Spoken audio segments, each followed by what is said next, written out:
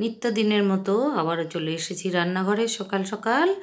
আজ যে শনিবার নিরামিষ, তো তার জন্য এই যে চায়ের দোকানের এই পাউরুটি বলি আমি, আর কলা, এই হচ্ছে সকালের টিফিন। সকাল বন্ধুরা, মৌসুমি ঘরকন্যা আরেকটি রেসিপিতে আপনাদের স্বাগত। আজ শনিবার, এমনি নিরামিষ, তারপরে সূর্যগ্রহণ আছে 2টোর সময় লাগবে শুনলাম।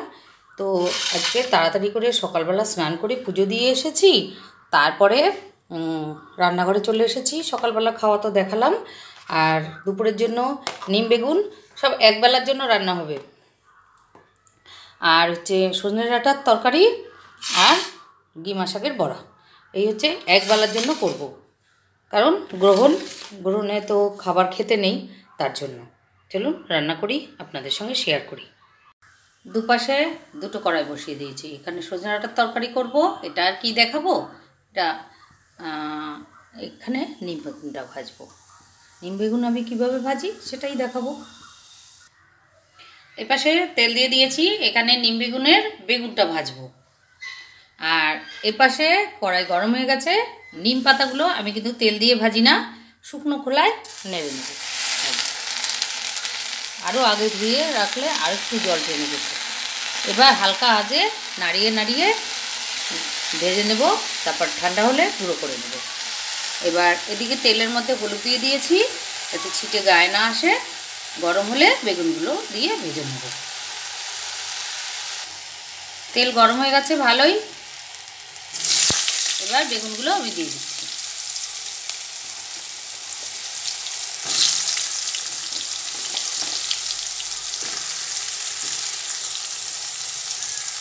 এখন নুন দেবো না, পরে নুন দেবো।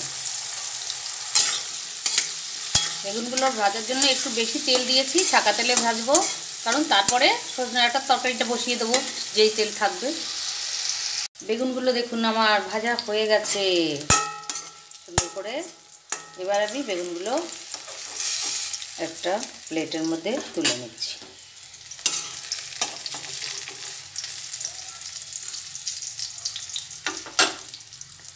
সজনে ডাঁটা রান্না করে নেব। প্রথমে বড়ি ভেজে নিচ্ছি। সজনে ডাঁটা রান্না আর কি দেখাবো, হয়ে গেলে তারপরে দেখাচ্ছি। আর এই দেখুন নিম পাতার জল টল শুকিয়ে গেছে, একদম লো আছে। আমি ডাঁটা সমেত পাতাগুলো করে নিচ্ছি, টেলে নিচ্ছি। একদম লো আছে, লোহার কড়াই। এগুলো ঠান্ডা হয়ে গেছে। এবার দেখুন এই যে একটা করে আগা এরকম ধরবো, আর এক হাত দিয়ে ধরে আর এক হাত দিয়ে এইভাবে ছাড়িয়ে নেব পাতাগুলো। এইভাবে এক হাতে তো, তাই ছাড়িয়ে নিয়ে দেখাচ্ছি। এক টান দিলে সব পাতাগুলো বেরিয়ে যাবে। নিম পাতা ভাজা আমার রেডি দেখুন। এবার এই যে ঠান্ডা হলে, এখন একটু গরম আছে, এরকম করব, সব গুঁড়ো হয়ে যাবে। এই দেখুন, এইভাবে খেলে বেশি উপকার। এইভাবে করে আপনি একটা কোনো ঢাকনাওয়ালা পাত্রে রেখে দিলেন, বা শিশিতে, যখন মন চাইবে একটু বেগুন ভেজে নিলেন, আর এর থেকে 1 চামচ নিম পাতা গুঁড়ো নিয়ে নিলেন। আমি এরকমই করি, একসাথে অনেকটা ভাজি, অনেক দিন যায়। এই পাতাগুলো কালোও হয়নি, হালকা আজে বেজে নিয়েছি। এই যে এইভাবে গুঁড়ো করে নিচ্ছি।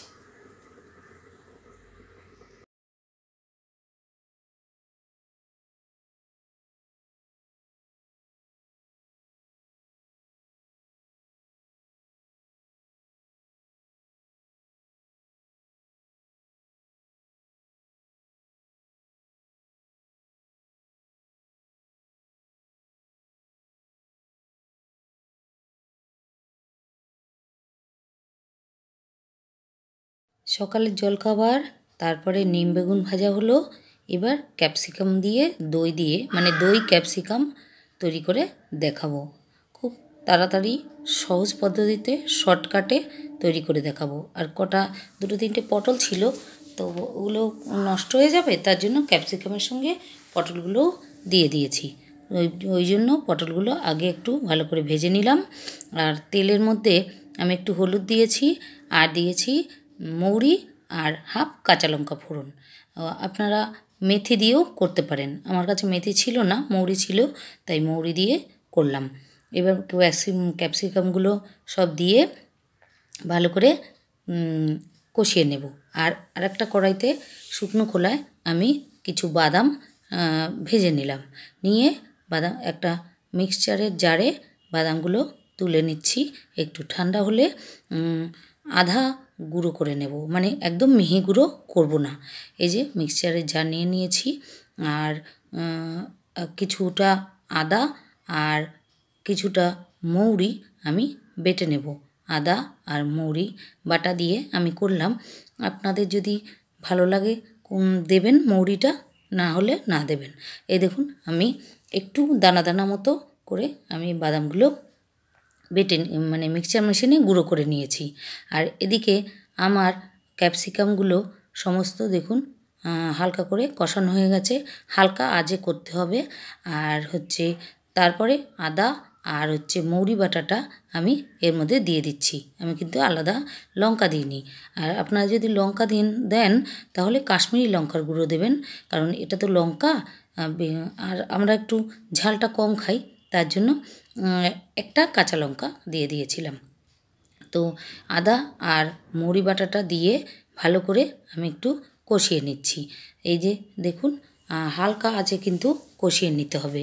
কষানোর পরে আমি মিক্সচারের যে ডিবেটা ওইটা ধুয়ে একটু জল দিয়ে দিয়েছি। দেওয়ার পর একটু জিরে গুঁড়ো আর কাশ্মীরি লঙ্কা গুঁড়ো একটু আমি দিয়ে দিলাম। দিয়ে ওই জলটা দেওয়ার মানে হচ্ছে, তারপরে একটু নুন দিয়ে দিয়েছি, মানে হচ্ছে যাতে গুঁড়ো মশলাগুলো আমার পুড়ে না যায়। এবার সমস্ত সবজি মানে ক্যাপসিকামগুলো আমি মশলার সঙ্গে ভালো করে হালকা আঁচে এদিক ওদিক করে উলট পালট করে একটু কষিয়ে নেব। দেখুন আমার কষানো হয়ে গেছে। এবার আমি দেখুন দিয়ে দিচ্ছি প্যাকেটের যে টক দই। এটা ফেটানো লাগে না, তো ফেটালে ভালো হয়। আমি এমনি প্যাকেট সমেত দিয়ে দিই।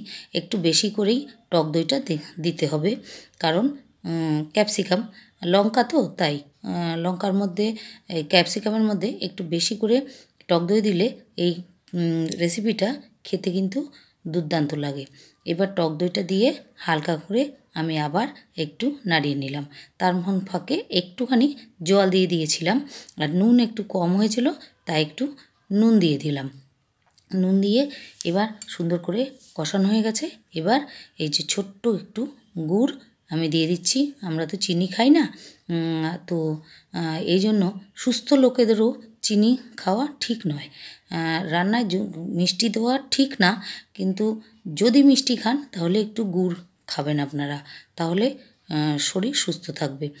আর এই যে দেখুন আমি একটু ঢেকে দিয়েছি ঢাকাটা, তারপরে 2 মিনিট পর ঢাকাটা তুলে দিয়েছি। দেখুন কি সুন্দর কালার এসেছে, আর এটা খেতেও কিন্তু সুন্দর হয়েছিল। আর এই দেখুন এবার শেষে আমি বাদামের গুঁড়োগুলো দিয়ে দিয়েছি। এবার বাদামের গুঁড়োগুলো দিয়ে ভালো করে কষিয়ে নিতে হবে, এই জলটা যাতে একদম টেনে যায়।